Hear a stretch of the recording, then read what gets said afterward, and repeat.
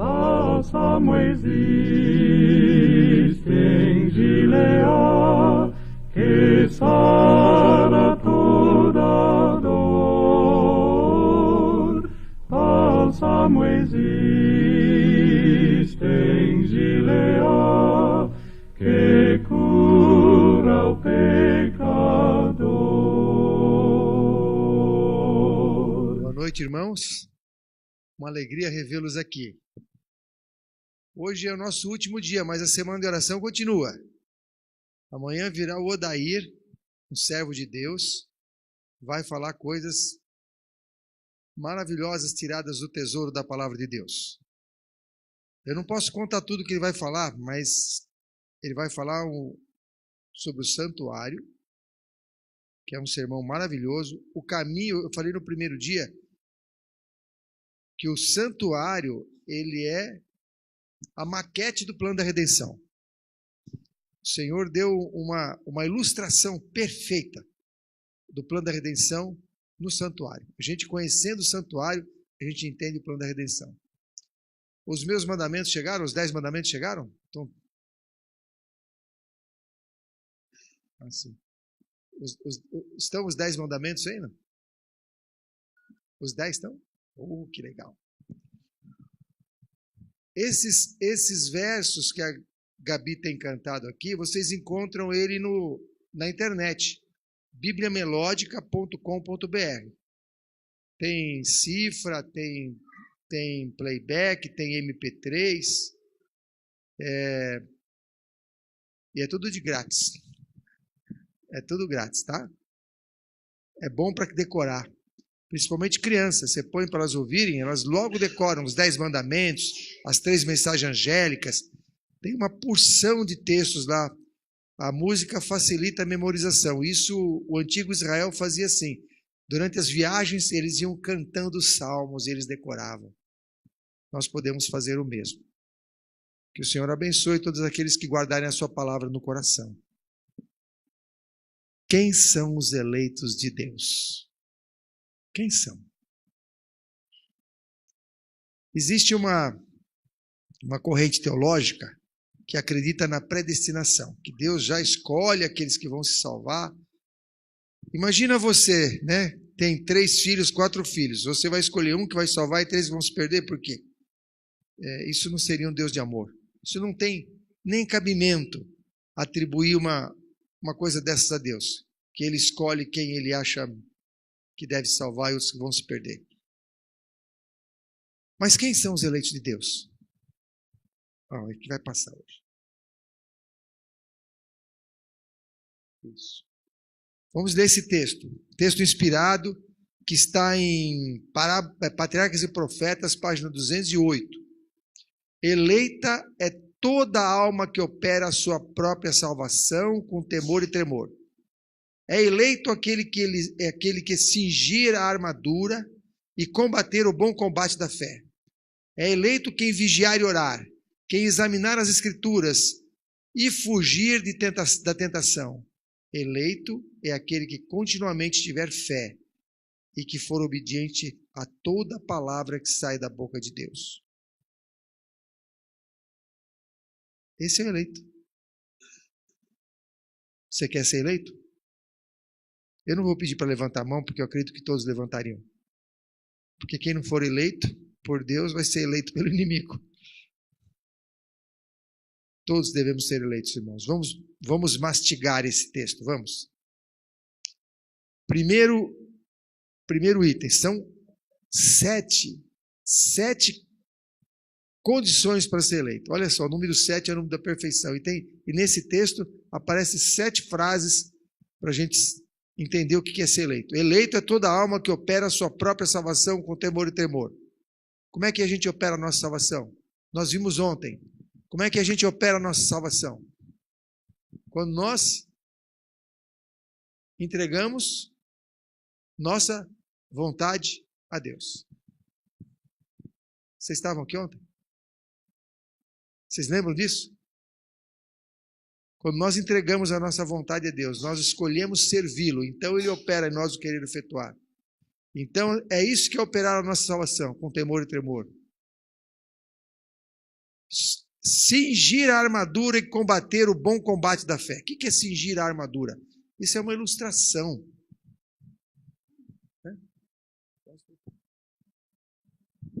Cingir a armadura, combater o bom combate da fé. Qual é a nossa espada? É a palavra.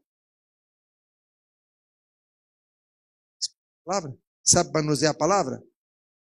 Olha, é muito legal esse negócio de celular. Mas é bom a gente estudar direto na palavra, sabe? Porque outro dia eu falei para uma pessoa que estava lá em casa procurar o livro de Tiago. Ele foi lá no Velho Testamento. Começou lá no comecinho, procurando Tiago. Aí ia demorar a achar, sabe? Porque está lá no fim. Então é bom que a gente aprenda a manusear a palavra de Deus, saber onde estão os livros, né? Muito importante. Cingir a armadura, combater o bom combate da fé. Cada frase dessa, irmãos, daria um sermão. O que é cingir a armadura? O que é combater o bom combate da fé? Vigiar e orar. Como é que tem sido a nossa oração? É aquela oração do anjo nem mais anota, ele só coloca idem. Né? É a mesma de ontem. Idem. Sabe, irmãos, que eu não sei a vida de vocês, não conheço a oração de vocês, mas a minha oração costumava ser assim. Senhor, muito obrigado pela boa noite de repouso. Agradeço o novo dia, peço a tua bênção, tua proteção, teu cuidado. Me livra do mal. Acabou a oração. Em nome de Jesus, amém. Dá uns 15 segundos. Está orado já. E no outro dia, qual era a oração? A mesma. E no outro dia, qual era? A mesma. Você gostaria de ter um amigo que falasse com você todo dia a mesma coisa? Todo dia a mesma coisa? Que esposo que aguentaria uma esposa que fala todo dia, repete as mesmas frases para ele? Ou vice-versa? Não dá, né? Você gostaria de um amigo assim? Todo dia a mesma coisa? Leonardo, vira o disco. E a gente faz isso com Deus, irmãos. Por quê? Porque a gente faz uma reza. A reza do crente. É a mesma coisa da reza do católico. Só que em vez de a gente rezar uma reza já que vem escrita, a gente inventa uma reza nossa e repete ela sempre. Não funciona.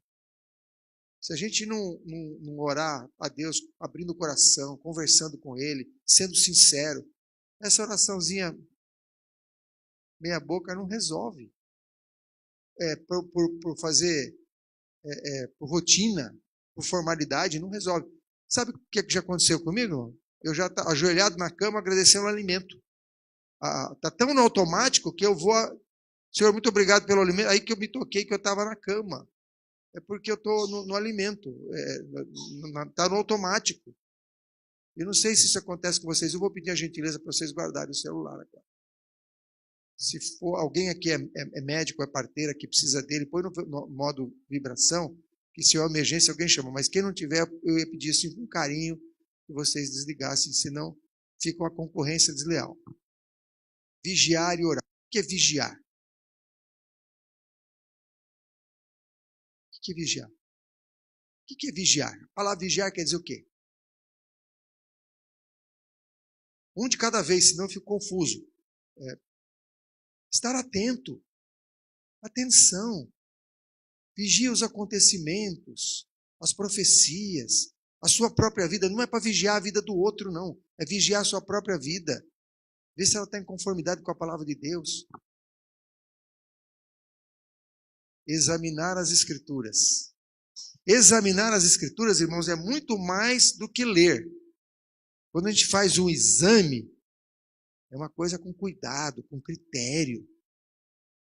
Senão a gente vai ser enganado. E tem que estudar por si mesmo, viu? Nós estamos na era da Novo Tempo. O adventista da Novo Tempo.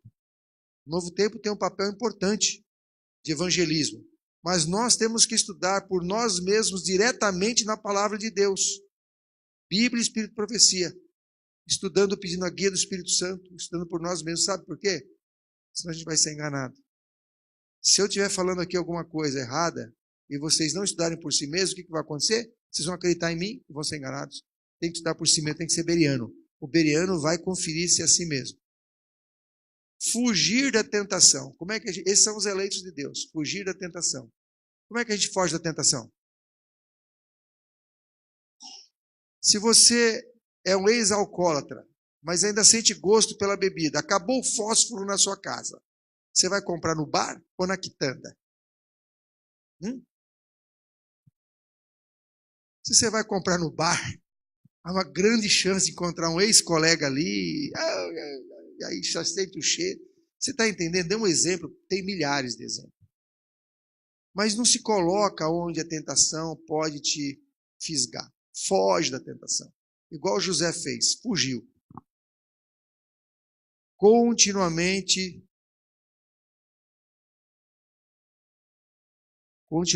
ter fé. Tem uma erradinha ali. Continuamente ter confiança em Deus. Não é aquela confiança quando tudo está bem. É a confiança quando as coisas estão mal também. É agradecer a Deus pela provação, pela dificuldade. E buscar de Deus o aprendizado naquilo. Senhor, o que eu posso aprender com isso?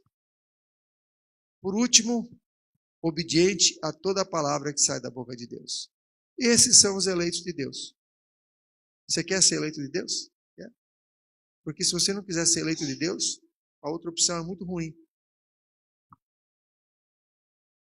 Está aí a lista. E está em nossas mãos, se a gente quer ser eleito ou não. Porque Deus dá todo o poder. Como disse Isaías, né? Eis-me aqui, envia-me a mim. Onde devo começar a obra final da redenção? Onde deve começar? Nós temos um plano da redenção, nós estamos no momento final dessa obra. Onde que ela começa? Onde? Alguém tem uma ideia? Em nós mesmos. Em nós mesmos. E em seguida, na nossa casa. Muito bem, irmã. Vamos ver se a palavra de Deus diz isso. Eis que vos enviarei o profeta Elias antes que venha o grande e terrível dia do Senhor. Está em Malaquias 4, 5, 6. Ele converterá o coração dos pais aos filhos e o coração dos filhos a seus pais, para que eu não venha e não fira a terra com maldição. Qual é a obra de Elias? A última obra da terra é converter o coração dos pais aos filhos e dos filhos aos pais. Onde é que tem pai e filho, filho e pai? Que lugar que tem? No lar. A última obra de Elias é no lar. E ela é individual e na família. Porque se um membro não quer, não vai funcionar. Mas ela é no lar. O Satanás sabe a importância do lar. A igreja é feita de famílias. A sociedade é feita de famílias. Se ele minar a família, ele destrói a igreja. E hoje nós vemos ataques do inimigo à família. Na época, vocês não tinham nascido ainda, começou a Revolução Industrial. O que fez a Revolução Industrial? O que fez? Tirou quem de casa? Tirou o homem de casa. Depois veio a Revolução Feminina. Tirou quem de casa? A mulher. Agora veio a Revolução Tecnológica. Trouxe o que para dentro de casa? O inimigo. Tem lá, televisão, ensinando nossos filhos, internet. Olha só como desfacelou a família. Põe o pai num lugar, a mãe no outro, e aí traz uma babá eletrônica para ensinar o seu filho. Irmão, se vocês têm amor nos seus filhos, não coloquem dentro de uma televisão. Se você tem uma televisão, põe no galinheiro. Põe lá. As galinhas não vão se incomodar.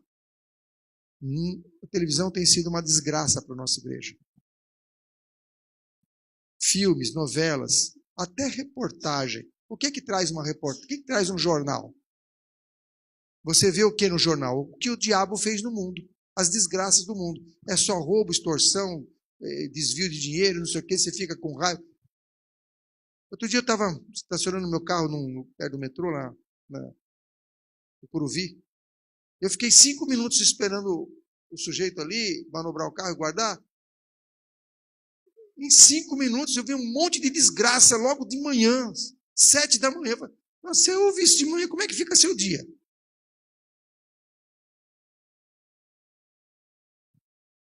A gente precisa se instruir com a palavra de Deus. A obra de Elias começa em casa. Começa no lar. Quem é o responsável pelo lar? O pai. Na ausência do pai, ou se o pai não é cristão, a mãe assume. Se você mora sozinho, seus pais não são cristãos, não tem problema. Exerça você a influência. Seja você um Daniel, um José ali no seu lar. Quem é o terceiro Elias? Quem é o primeiro Elias? Essa é fácil, hein? Quem que é o primeiro Elias? O próprio Elias. Tem um voto da comissão que proíbe as pessoas responderem? Não, não tem. Então vocês estão livres para responder. Quem é o primeiro Elias? É o próprio Elias. Quem é o segundo Elias? João Batista. E quem é o terceiro Elias? Nós, quer ver? Os que devem preparar o caminho para a segunda vinda de Cristo são representados pelo fiel Elias. Assim como João veio no espírito de Elias para preparar o caminho para o primeiro advento de Cristo. Nós somos o terceiro Elias. O que isso nos ensina? O que isso nos ensina? Que nós precisamos aprender do primeiro e do segundo Elias se a gente quer ser um bom representante de Deus como terceiro Elias. Vamos ver alguma característica dele. O que fizeram os Elias anteriores? Elias, o que Elias fez? Restaurou a verdadeira adoração. O povo adorava Baal achando que era Deus. Ele restaurou a verdadeira adoração. João Batista preparou o caminho para a primeira vinda de Cristo. E nós? Qual é a nossa obra? A dos dois. Restaurar a verdadeira adoração e preparar o caminho para a segunda vinda de Cristo. Como é que a gente restaura a verdadeira adoração? Eu vou dizer para vocês, irmãos. A começar da nossa casa. Fazendo culto de manhã e à noite. O pai tem que erguer o altar da família. De manhã e à noite. Chamar a sua família junto de si. Cantar louvores ao Senhor. Apresentar os seus pedidos de perdão pela família. Interceder pela família. Estudar a palavra de Deus. Orientar os seus filhos. Se o pai não é adventista ou não está presente, que a mãe faça isso. Se não tem mãe e pai que faça isso, você assume. Se você mora sozinho, faça o seu culto sozinho. Mas precisa erguer o altar. Começando a restaurar a verdadeira adoração. Isso em casa. E na igreja? Como é que a gente restaura a verdadeira adoração? Em primeiro lugar, irmãos, reverência. Não se come dentro da igreja. Não é lugar de comer. Nem criança. Criança não precisa comer nos intervalos, viu? Se é bebezinho, tem que mamar, é diferente. Mas uma criancinha que já anda, não precisa comer dentro da igreja. Que roupa que a gente deve usar? Não só dentro da igreja, mas fora. Como é que a gente se veste? É para adorar a Deus? É para glorificar a Deus ou para nos exibir?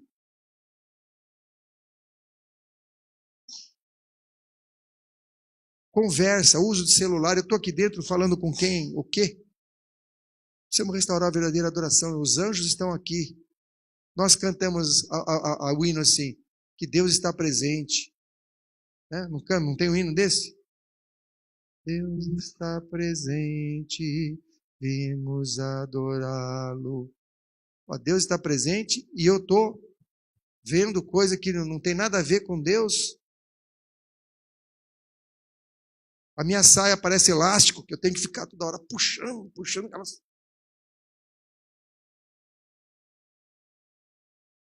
Sabe, irmãos, tem muito mais coisa além do exterior. O nosso coração também tem que estar preparado.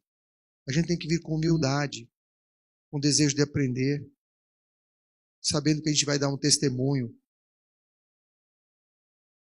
Você chega atrasado no emprego, irmão? Quem chega atrasado no emprego todo dia? Nem está aqui, né? Porque foi demitido, não tem nem dinheiro para o ônibus. Você não chega atrasado para o emprego, mas chega atrasado para a igreja.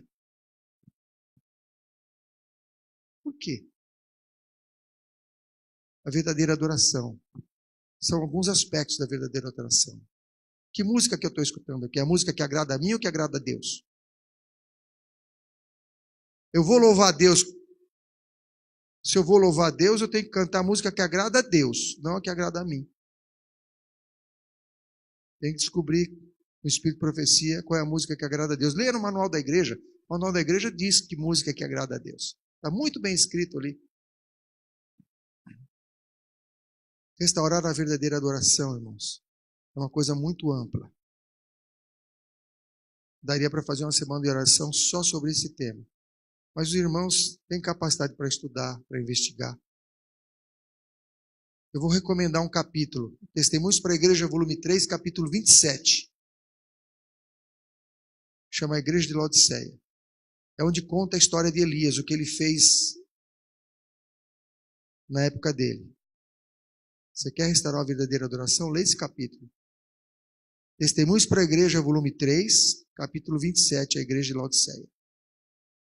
Irmãos, eu não estou aqui criticando ninguém, eu estou falando para mim também. Mas é importante que nós tenhamos consciência que com Deus não se brinca. Deus não se deixa escarnecer. 3 aspectos da vida dos Elias. Eu vou falar de João Batista. João Batista separou-se dos amigos e da ostentação da vida. A simplicidade de sua vestimenta, uma peça de vestuário tecida de pelos de camelo, seu regime alimentar puramente vegetariano era uma censura à condescendência com apetite e à glutonaria que prevalecia por toda parte. Aqui o profeta descreve o caráter da obra. Quais os 3 aspectos que está em Testemunhos para a Igreja, volume 3, página 62. 3 aspectos da obra de João Batista. Qual era? Separou-se dos amigos. Tem amigo que te leva para o buraco. Melhor separar dele. A sociedade hoje está corrompida. O mundo jaz no maligno. Então é melhor que nós busquemos a vida simples. O Senhor orienta a nossa igreja hoje a viver no campo e não na cidade. A gente podia fazer futuramente um tema sobre isso aqui. Vida no campo. As bênçãos que tem que é criar filhos no campo, viver no campo, longe da influência da cidade, maléfica. Perturba a nossa cabeça. Eu tenho um amigo lá no sítio, que ele foi comigo para Campinas, passou o dia comigo em Campinas. No final do dia, ele falou assim, eu vou falar no sotaque mineiro, tá? Como ele falou, ô rapaz, oi, cansei mais que trabalhar na roça. Essa zoeira, essas coisas passando nos olhos da gente assim, ó, ela cansa demais. Esse povo é louco. Vocês entenderam? Muito barulho, poluição visual. Cansou meu amigo mais que trabalhar na roça, no pesado. A gente se cansa e não sabe por quê. No final do dia a gente está cansado e não sabe por quê. Poluição sonora, poluição visual. O Senhor quer nos dar tranquilidade e paz. Quer que a gente tenha tempo para meditar na sua palavra. Sua vestimenta. Tanto Elias quanto João Batista eram reconhecidos pela sua vestimenta simples. E a nossa? João Batista, seu regime era puramente vegetariano. Quando diz lá gafanhoto, não é gafanhoto, tá? É alfarroba. Hoje nós temos um regime especial também. Deus nos deu um regime especial para nós podermos entender melhor a sua palavra. A gente vive no dia da expiação. No dia da expiação tem um regime especial para a nossa felicidade, para a nossa saúde. Situação da igreja na época de Elias. Como é que estava a igreja na época de Elias? Elias viu que Israel estava mergulhado em quê? Terrível apostasia.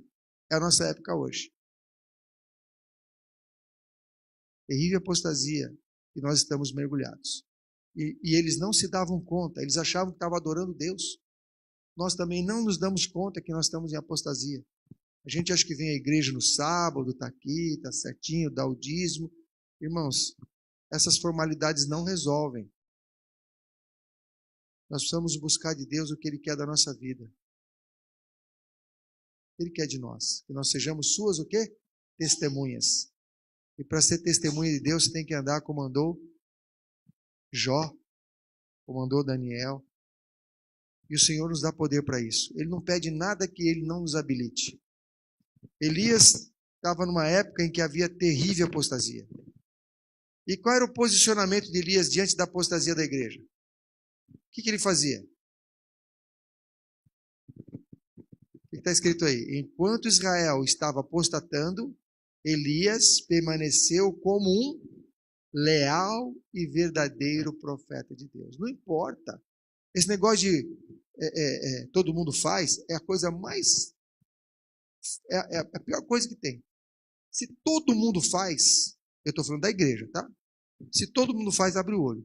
A maioria vai se perder ou vai se salvar? Ah, a maioria vai se perder. Então você vai fazer o que a maioria faz? Para onde você vai? Vai para o buraco.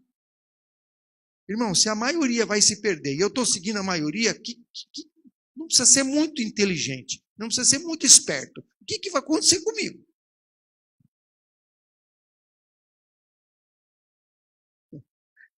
Meu HD externo está me lembrando uma coisa interessante. Eu ganhei muito dinheiro na Bolsa de Valores, fazendo exatamente o oposto que a maioria fazia. Quando todo mundo vendia, eu comprava. Quando todo mundo comprava, eu vendia.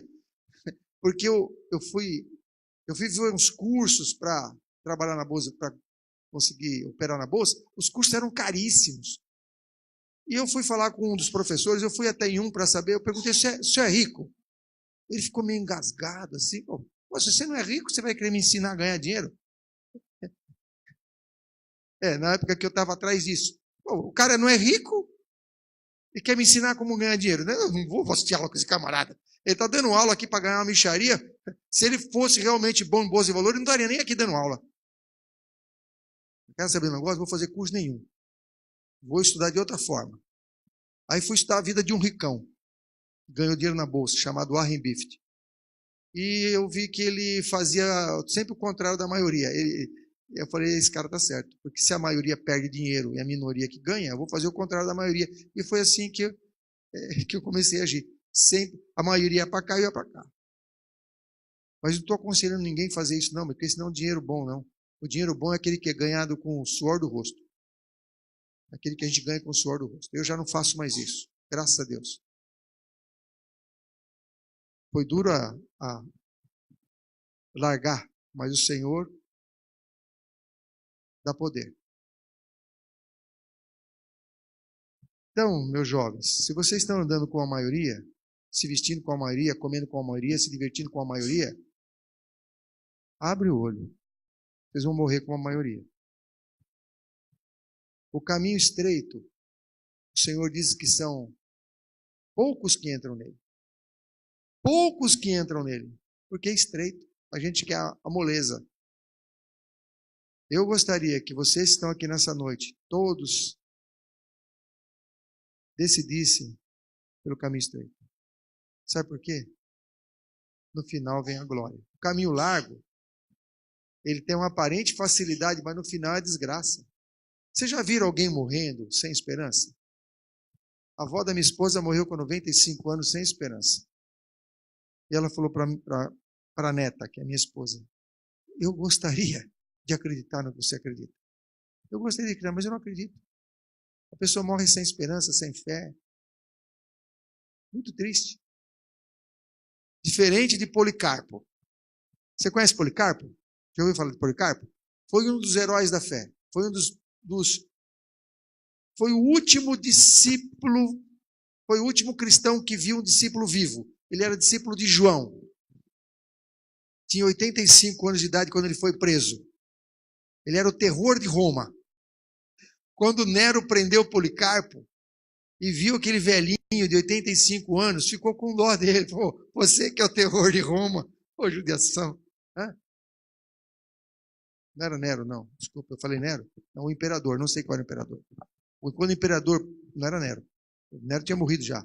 Quando o imperador romano prendeu, quando Roma prendeu e ele foi diante do imperador, ele viu aquele velhinho encanecido, falou, você que é o terror de Roma. Ficou com dó do velhinho. Falou, não vou matar você não. Eu vou dar uma chance para você. Se vira aí, estava no Coliseu. Se vira aí para a multidão e xinga Jesus. E aí você pode ir embora. Aí Policarpo falou, não vou fazer isso não. Como é que eu vou falar contra alguém que deu a sua vida por mim e me amou a vida toda? Aí o imperador ficou bem nervoso, porque não era comum assim, ele vai e oferece a liberdade e o Policarpo rejeita. Aí, mas ele falou assim, eu tenho um pedido. Aí já começaram lá a juntar as lenhas todas lá, o povo ficou doido. Ele falou, tem um pedido para fazer. Eu não quero ser amarrado. Você está entendendo o pedido? Ele ia ser queimado vivo e pediu para não ser amarrado. Você já se queimou alguma vez? Qual foi a sua reação imediata? Você nem pensa. Você encosta numa panela quente ou numa frigideira, ou num fogo, num lugar quente. Eu sou especialista em pegar a panela quente.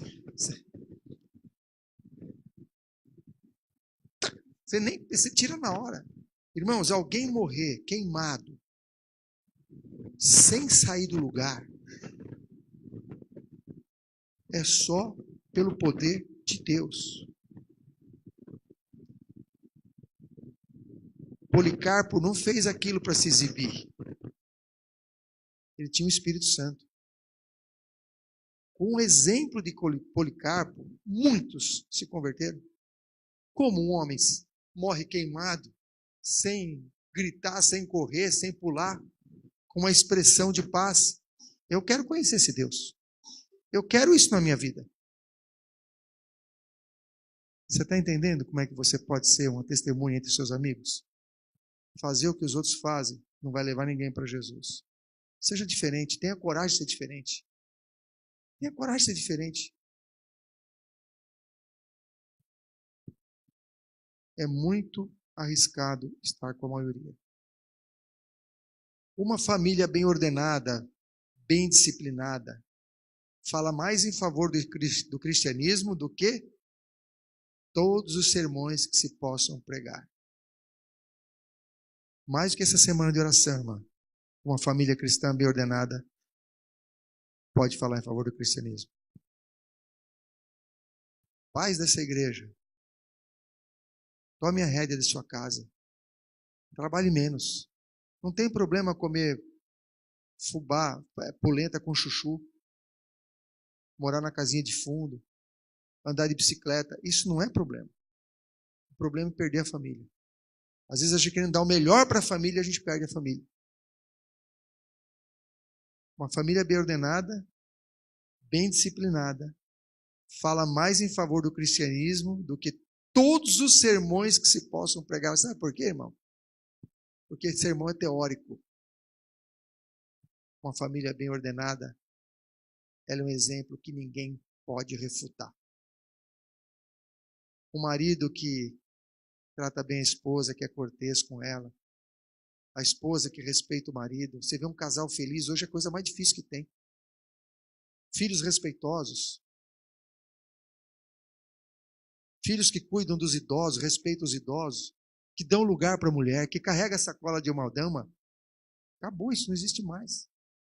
Quando alguém vê uma coisa dessa, fala, de que planeta você veio? Foi uma pessoa lá em casa e ele não se encantou com nada do que foi falado. E lá a gente prega bastante. Mas ele viu uma moça, uma jovenzinha de 16 anos, que pediu algo para o pai, e o pai falou, não, filha. Ela falou, tá bom, pai. O que é isso? O que é isso? Ela não reclamou, não pediu 2 vezes, não insistiu. Falou, tá bom, pai, e não fez cara feia. Deve ter alguma coisa aqui que eu preciso conhecer. Vocês estão entendendo por que uma família cristã bem ordenada fala mais que todos os sermões a favor do evangelho? Porque é o cristianismo na prática. Pais, não deixe seus filhos namorar antes dos 20 anos, tá? 20 anos. Ellen White nos aconselha, nos orienta, com luz vinda do trono de Deus, que antes dos 20 anos, os jovens não têm capacidade para escolher o seu companheiro para a vida. Para namorar para quê? Para passar tempo? Para ficar Namoro é para casar. Se não é para casar, vai fazer o quê? Se divertir? Filha não é campo, não é parque de diversão. Oriente os seus filhos de acordo com a palavra de Deus. Vocês vão ser mais felizes. Vai ter menos mãe solteira. Por que Jesus ainda não voltou? Por quê? Por que Jesus não voltou? Quer saber, irmão? Quer saber? Aperta o cinto aí, irmão. Aperta o cinto. Você que está atrás, aperta o cinto. Olha lá. Cristo aguarda com fremente desejo. Quem que aguarda?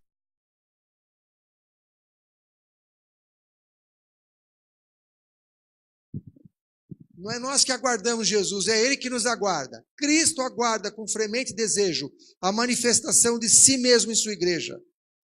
Quem que aguarda quem? Cristo nos aguarda. E como que Ele aguarda? Com fremente desejo. Sabe o que é fremente? Ardente desejo. Com muito desejo. O que Ele está aguardando? A manifestação de si mesmo em sua igreja. O que é isso? Cristo em vós, a esperança da glória. Já estou crucificado com Cristo. Cristo vive em mim. É isso que Ele aguarda, que Ele quer ver em você. Quando o caráter de Cristo se reproduzir perfeitamente em seu povo, então virá para reclamá-los como seus. Quando é que Jesus volta? Quando? Quando o caráter de Cristo estiver como? Reproduzido perfeitamente em quem? Em seu povo. Em mim, em você. Ah, vamos pregar para todo mundo. Quando o evangelho for pregado a todo mundo, virá o fim. Vem sim, mas quem é que vai pregar? É esse povo aí, ó. A gente não prega com livrinho, a gente prega com a vida. Primeiro a vida tem que estar dessa forma para a gente poder alcançar as pessoas.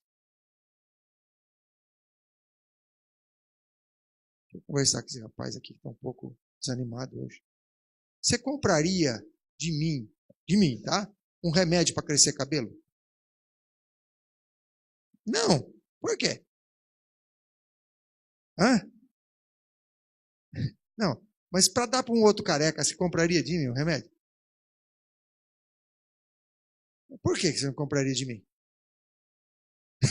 Está com vergonha de falar. Pode falar. Pode falar. Por que você não compraria um remédio para crescer cabelo se eu estivesse vendendo? Hã? Porque não funcionou para mim.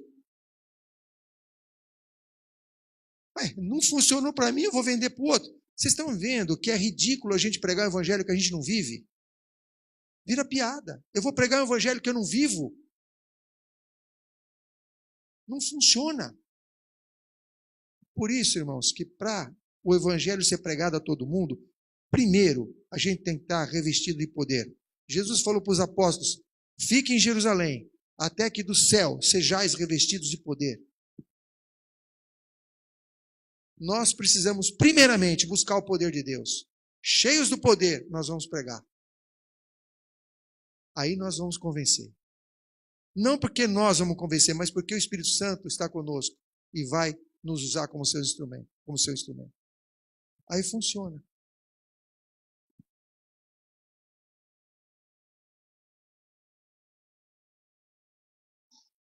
Caráter perfeito é a última obra entre o remanescente. A última obra entre o remanescente é a obra de Elias. A obra de Elias é a conversão da família. Conclusão, um caráter perfeito passa pela conversão da família. Irmãos, vamos... Eu não sei quem é do lar e família aqui nessa igreja, mas você tem bastante trabalho, irmão. Um trabalho muito importante. E tem outra coisa, quem é diretor de jovens aqui? Aqui, você? Vou dar uma dica para você. Não segregue os jovens dos adultos. Não segregue, não separe. A igreja, toda a história da igreja, os jovens sempre estiveram junto com os mais velhos. O negócio de separar jovem do lado, adulto do outro, não funciona.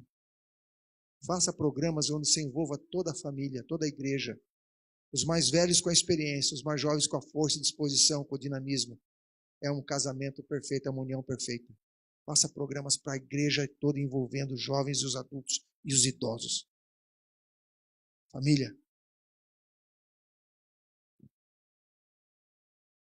Eu gostaria agora de chamar os 10 mandamentos aqui na frente. Vocês já viram os 10 mandamentos aqui na frente? Conhece os 10 mandamentos? Ontem eu pedi para uma equipe me ajudar hoje. E eles vão falar algo sobre de cada mandamento. Irmãos, os mandamentos de Deus são amplos, profundos. Eu ficava assim pensando, como é que Davi meditava no mandamento dia e noite? Eu já decorei os 10. Irmãos, vai muito além do que está escrito. O mandamento é profundo. Eles refletem o caráter de Deus. Deus é inatingível, incomensurável.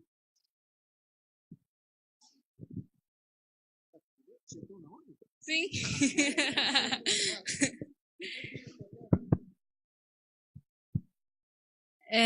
Eu fiquei com o primeiro mandamento, que é não terás outros deuses diante de mim. Deus, quando ele colocou esse mandamento para a gente seguir, para a gente viver em nossa vida, ele quis dizer muito além do que só, tipo, não terás outros deuses diante de mim. Não só do que imagens, que é o que a Carol vai falar um pouquinho mais. Mas ele quis dizer deuses que muitas vezes pode ser algum objeto, alguma pessoa até, alguma comida, alguma série, qualquer coisa na nossa vida pode assumir o lugar de Deus. E eu li no livro que você falou, dos 10 mandamentos, eu li uma frasezinha assim: não conceda um lugar supremo na sua vida a algo ou alguém que no fim só irá desapontá-lo ou machucá-lo. A gente deve deixar de lado as ideias e interesses que não sejam para a honra e glória de Deus. Foi isso que eu entendi. O segundo mandamento, ele fala de imagens. E aí, se a gente olhar aqui de nossa igreja, a gente não tem imagens, né? Só que é muito mais amplo do que isso. A adoração, que diz o segundo mandamento, tem a ver com o seu carro, tem a ver com o seu dinheiro, tem a ver com a sua casa, com um ídolo, uma pessoa. Então, o segundo mandamento, ele me ajuda a entender que a adoração é a Deus sobre todas as coisas. E a parte que eu mais gostei foi a última parte do verso que diz assim: eu posso estar usufruindo da misericórdia de Deus por causa das minhas gerações passadas. Então, leia depois lá em Êxodo e diz isso, exato, a misericórdia de Deus vai visitar até 1000 gerações. E então, eu posso estar usufruindo da misericórdia que a minha mãe pediu a Deus, e o meu filho, os meus netos, enfim, pode usufruir da misericórdia através da minha adoração hoje. Isso é lindo. Muito legal. Bom, eu fiquei com o terceiro mandamento, e o terceiro mandamento, ele fala para não tomarmos o nome de Deus em vão. E antes de eu falar aqui um pouquinho, eu quero pedir para que os irmãos leiam o livro Os 10 Mandamentos. Ele realmente é um livro muito bom. Tudo que eu vi sobre o terceiro mandamento, eu tirei do livro Os 10 Mandamentos. E assim, e eu percebi no livro que o terceiro mandamento tem uma correlação com o batismo. Aí eu peguei e me perguntei, mas como assim com o batismo? Aí dizia assim, ao nascermos, recebemos um sobrenome indicado que faz parte de uma determinada família. Na família de Cristo, não é diferente. A partir do momento que descemos nas águas batismais, somos chamados pelo nome do Pai. O apóstolo João diz que Deus nos ama tanto que somos chamados de filhos do Pai. Então, assim, quando se trata de tomar o nome de Deus em vão, não quer dizer só falar na hora que estiver fazendo alguma brincadeirinha, essas coisas. Mas quando nós descemos nas águas batismais, nós começamos a fazer parte da família de Deus. Então, se nós não honrarmos esse nome que nós estamos carregando, nós estamos tomando o nome de Deus em vão. Do mesmo modo que um famoso, quando ele posta alguma coisa nas redes sociais, dependendo do que ele postar, pode tanto aumentar a fama dele, como denegrir a imagem dele. Então, dependendo do que nós falarmos, pode estar denegrindo a imagem de Deus também. Eu fiquei com o quarto mandamento, que é lembrar do dia de sábado para santificar. Para mim, o sábado é o dia mais precioso que Deus nos deu, o dia especial para adorarmos Ele. E quando ele abençoou o sábado para nós adorarmos Ele, eu não sei o que falar, porque não sei. Eu não entendo muito sábado, porque eu não sou cristão totalmente, eu estou dividido, eu falo. Mas para mim eu entendo que o sábado é o dia de adoração, que a gente precisa mais se aproximar de Deus, é o dia que eu sinto mais Ele próximo de mim. Sem ser durante a semana, o sábado é o dia que eu mais sinto perto de mim. E é isso.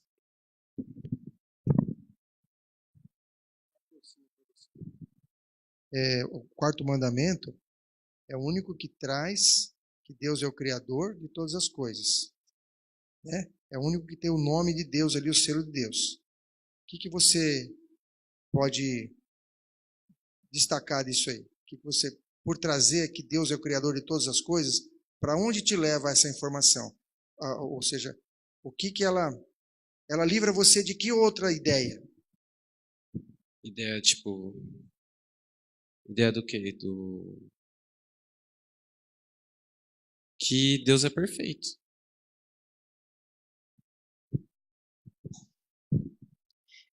Eu fiquei com o quinto mandamento, o mandamento honra teu pai e tua mãe para que te prolongue os seus dias na terra. Além de mandamento, ele é uma promessa de que se honrarmos nosso pai e nossa mãe, Deus, né, nada mais que Deus, prolongará nossos dias na terra. E como honrar pai e mãe? Devemos honrar pai e mãe demonstrando com palavras e atitudes respeito à autoridade que Deus deu aos nossos pais na terra. E esse mandamento ele está interligado aos outros 9, que obedecendo às leis de Deus, Deus não dará a imortalidade, mas não a imortalidade na terra, uma imortalidade na Nova Jerusalém. Eu gosto muito desse mandamento, sabe, irmãos? É uma bênção. Eu vou dizer para vocês, mesmo os casados devem continuar honrando pai e mãe, tá? Não é só quando é solteiro, não. Casou, ainda continua honrando pai e mãe. Eu não consigo entender filhos colocando pais idosos em asilo. Não consigo entender isso. Não.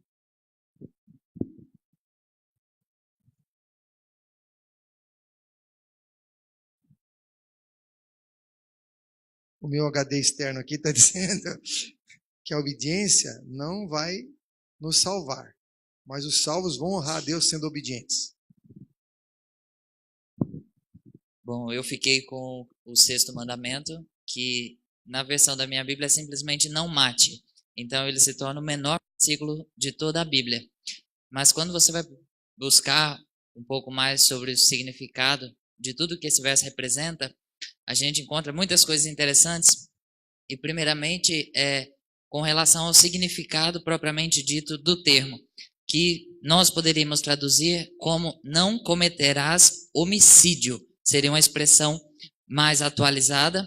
E a serva do Senhor, ela escreve em uma de suas citações que Deus, ele poupou o primeiro homicida de toda a história, Caim, para dar um grande exemplo para todo o universo do conflito que existiria entre o bem e o mal.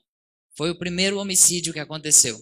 E ao entender que Deus, ele poupou, logo nós precisamos entender que de certo, haveria uma consequência por isso. E Caim, ele foi poupado. Então, quando a gente estuda a respeito desse verso, a tradução contextualizada seria não cometerás homicídio. Não é algo contra a supressão da vida de qualquer maneira. Na verdade, o que está sendo proibido ali é o assassinato. E matar alguém maliciosamente com premeditação. Seria a definição exata do termo não mate. A revista Adventista, ela lançou no ano passado, quando repercutiu o caso de um jovem que foi morto e condenado à prisão e futuramente deveria ter pena de morte fora do país. Repercutiu muito a respeito disso e cristãos do mundo inteiro se manifestaram indagando que não poderiam matar porque Deus não aprovaria isso. E, na verdade, um pastor aqui de Guarulhos, pastor José Flores, ele fez uma reportagem para a revista Adventista esclarecendo que a pena de morte e até o assassinato por legítima defesa não estão inclusos no não mate dos 10 mandamentos. Não são características de uma transgressão da lei, pois o fato de Deus aceitar o arrependimento, mesmo de um criminoso hediondo, não elimina a consequência do crime que ele cometeu. O pecado em si seria não derramar sangue inocente. Bom, você se atualizou. eu queria só fazer dar um pitaquinho, que daria para falar um sermão para cada mandamento, mas não dá para a gente falar da hora. Só um pitaquinho aqui, quando a gente transgride as leis da saúde, nós também estamos matando, quebrando esse mesmo mandamento, porque nós estamos fumando ou bebendo. Eu estava falando com ele, estava me olhando assim, com ele. Quando nós fumamos, bebemos ou comemos o que o Senhor fala para a gente não comer, etc. Ou quando nós trabalhamos demais, dormimos tarde, tudo que prejudica a nossa saúde, de uma certa forma, nós estamos nos matando. Quando a gente deixa de atender um necessitado, uma pessoa também que está em necessidade, também é uma forma de matar. Quando a gente critica alguém, fala mal de alguém, também nós estamos matando. Muito obrigado. Bom, eu fiquei com o 7º mandamento, que é não do adultério, né? Não adulterarás. E pesquisando, geralmente a gente entende muito relacionado ao casal, né? Por si só, enfim. Só que ele envolve a família. Então, quando Deus ele colocou esse mandamento, ele estava querendo proteger toda a família, desde o menor ao mais velho, como uma aliança mesmo. Porque o adultério em si não é só o ato, né, físico. Ele está na mente, ele está no seu falar, no seu olhar, enfim, tudo, né, no que você sonha e tal. Então, essas influências que a gente tem no nosso dia a dia, do que fazer, do que olhar, enfim, querendo ou não, pode fazer com que a gente cometa um adultério nisso, né? Então, esse mandamento ele envolve muito a proteção da família, né? Pelo que eu vi, assim, a essência, então, que ficou marcado para mim, que eu tive uma outra compreensão disso. Eu voltei aqui para... eu estou representando a Laura. Ela escreveu aqui, ela ficou com o 8º mandamento. Sim.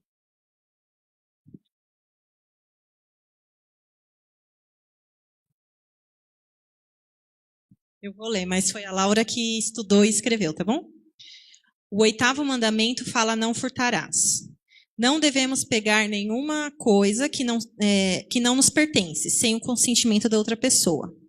Para mim, roubar qualquer coisa, nem que seja uma caneta, é errado. E mais errado ainda é não se arrepender. Por isso, eu acho que, além de ser pecado, é uma falta de caráter. Devemos saber que Deus não se agrada disso. Eu fiquei com o 9º mandamento, que diz que nós não devemos dizer falsos testemunhos contra outras pessoas. Tem um ditado que diz que a boca fala daquilo que o coração está cheio. E o que nós falamos reflete em quem somos de verdade. Então, se eu estou falando uma mentira, se eu estou fofocando, se eu estou dizendo algo que não é verdade, eu tô impura por dentro, porque não é do agrado de Deus. E nós sabemos que Satanás é o pai da mentira, então Deus não se agrada disso. E lá em Levíticos, diz que nós não devemos também andar com pessoas fofoqueiras, porque é igual o outro ditado que diz que diga com quem tu andas e eu direi quem tu és. E a gente, por só andar com a pessoa, você acaba pegando os costumes que ela tem. Então você pode também pecar nisso. E Deus não se agrada disso. E para a gente conseguir controlar a boca, porque é muito difícil, tanto de comer quanto de falar, a gente precisa pedir auxílio de Deus todos os dias. O 10º mandamento, né? Não cobiçarás a casa do teu próximo e assim por diante. Como que chega a cobiça no coração do ser humano? É porque ele coloca o dinheiro, o sucesso, a fama e todas as outras coisas acima do que é mais importante, que é Deus. Então, o ser humano acaba achando que felicidade para a vida dele, para a família dele. Então, ele acaba desfazendo a família dele por causa disso, porque ele cobiça as coisas, a mulher ou qualquer coisa de outra pessoa, acaba denegrindo ele mesmo e a família dele. E isso é muito sério.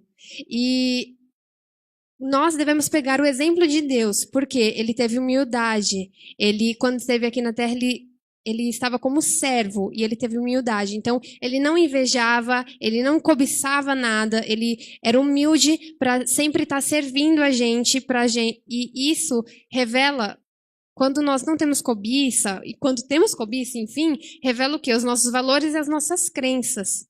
E é o que o pastor não, né?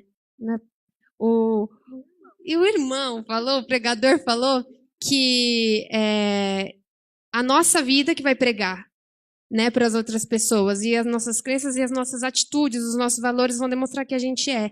E a cobiça é muito mais do que a gente só pensa do que é. É muito mais além, é muito amplo.